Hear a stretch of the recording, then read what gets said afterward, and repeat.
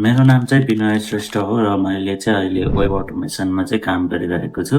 यसमा चाहिँ हाम्रो सिम्पली के हुन्छ भन्दाखेरि म्यानुअल न्युजहरू चाहिँ पेजहरू जेनेरेट गरेर आफैले म्यानुअली बनाएर अपलोड गरिराख्नु पर्थ्यो। यसमा चाहिँ च्याट सिस्टम जसरी नै गरे अनुसारले नै हामीले न्युजहरू एड गर्छौँ, एडिट गर्छौँ, डिलिट गर्छौँ। अनि यसमा चाहिँ एड्सहरू नै हामीले त्यसरी नै एड डिलिट गरिरहेका हुन्छौँ।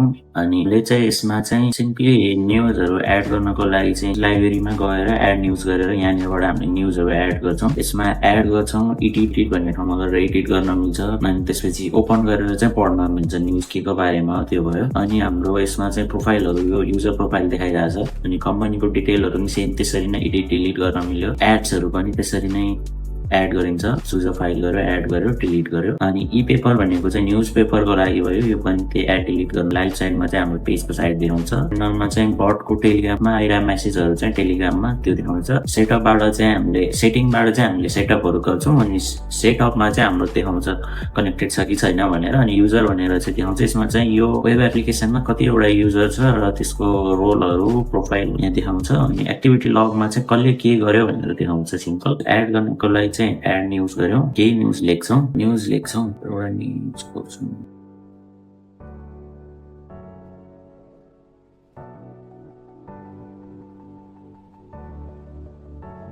अनि हामीले चाहिँ न्युजहरू लेख्यौँ। प्रोभिन्स कुनै स्पेसिफिक प्रोभिन्सको हो भने प्रोभिन्स सेलेक्ट गर्यो, होइन भने सेलेक्ट नगर्दा नि हुन्छ। चुज अ फाइल गर्यो हामीले, त्यसको लागि यही इमेज चाहिँ यही हाल्ने। क्रिएट आर्टिकल भनेर क्लिक गरेपछि चाहिँ आर्टिकल जेनेरेट हुँदैछ। एकैछिन टाइम लाग्छ यसलाई चाहिँ। यो आर्टिकल चाहिँ एआईले चाहिँ हामीले नेपालीमा लेखिरहेको छौँ। एआईले चाहिँ उसलाई इङ्ग्लिस ट्रान्सलेट गरिदिन्छ र यसको ट्याग्सहरू अनि समरीहरू चाहिँ एआईले आफै जेनेरेट गरेर दिन्छ। न्युज चाहिँ यहाँ आएको छ। यसको स्ट्याटस चाहिँ पेन्डिङ छ।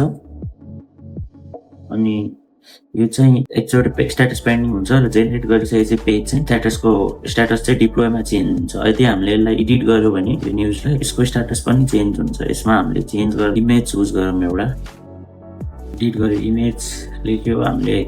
स्पोर्ट्स छ क्याटेगोरी, यसलाई हामीले पोलिटिक्स बनाइदिन्छौँ। एग्रिकल्चर, टुरिज्म, रिड टाइममा हामीले घटाएर चेन्ज गर्दा 12 मिनट राख्यो। त्यसपछि ट्यागमा इन्डियन ट्याग पनि यो पनि हटाइदिन्छ। यो गर्यो, इमेज चुज गर्यो, हामी क्याटेगोरी चेन्ज गरिदिन्छौँ। एडिट गर्ने हो पनि। त्यसपछि बडीहरू, समरीहरू सबै चेन्ज गर्न मिल्यो। रिड टाइमलाई पनि हामी चेन्ज गरिदिउँ र सेभ गरिदिउँ। हामीले यसको इमेज चेन्ज गरेको थियौँ। त्यसपछि हामीले यसको क्याटेगोरी चेन्ज गरेको थियौँ। इकोनोमी पहिला अर्कै थियो। त्यसपछि हामीले यहाँनिर यसको रिड टाइम 6 मिनट थियो, हामीले 5 मिनट बनायौँ। अनि त्यसपछि यसको पनि स्ट्याटस चेन्ज भयो। हाम्रो डिप्लोय भइसकेको थियो। एडिट गर्ने बित्तिकै स्ट्याटस चेन्ज गरेर पेन्डिङ बनाइदियो। एउटा न्युज डिलिट गरिदिउँ। यो न्युज डिलिट गर्ने हो, यहाँ डिलिट गरेपछि चाहिँ डिलिट गर्ने हो भनेर सोध्छ। ओके गर्दैछ, न्युज पनि डिलिट हुन्छ। त्यसपछि हाम्रो यहाँबाट चाहिँ नामहरू, फ्रिक्वेन्सीहरू, ट्याग लाइन, अबाउट, अनि त्यसपछि mission, vision, phone number, address, लोकेसनको युआरएलहरू, त्यसपछि सोसियल मिडियाको युआरएलहरू सबै यहाँबाट चेन्ज गर्छौँ। एडबाट चाहिँ हामीले एड एडिट डिलिट गर्न मिल्यो, नयाँ एड राख्न मिल्यो। चुज अ फाइल गर्छौँ। चुज अ फाइल गरिसकेपछि फाइलको नाम देखाउँछौँ र हामीले यहाँ नाम दिन्छौँ।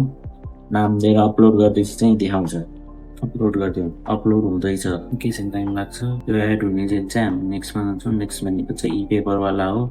यसमा पनि हामीले चुज अ फाइल गरेर पीडीएफ फाइल चुज गरेर अपलोड गर्छौँ र यहाँ देखाउँछ। यसमा चाहिँ हामीले डिलिट गर्न मिल्छ, यसरी डिलिट हुन्छ। त्यसपछि लाइभ साइडमा चाहिँ हाम्रो युआरएल साइटको युआरएल आएपछि चाहिँ साइट देखाउँछ। यो टर्मिनल भनेर चाहिँ उता पटमा के भइरहेछ त्यो देखाउँछ।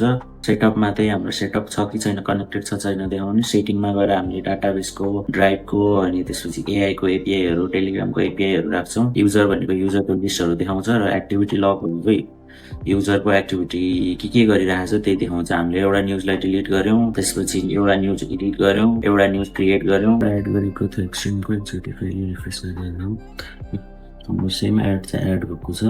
हाम्रो चाहिँ स्ट्याटस चेन्ज भइसकेको छ दुइटैको, यसको नि र हामीले चाहिँ पेजमा गएर हेऱ्यो भने यसलाई एकचोटि रिफ्रेस गरौँ। हाम्रो एउटा चाहिँ अर्थ बनाएर राखेको थियो, अर्थतन्त्र, इकोनोमी। अनि त्यसपछि एउटा हामीले इमेज चेन्ज गरेको चाहिँ यसको थियो। हामीले दुईटा रेड बुल एक्सट्रिमको राखेको थियो, त्यही भएर दुईटा छ। यो न्युज हामीले बनाएको थियो।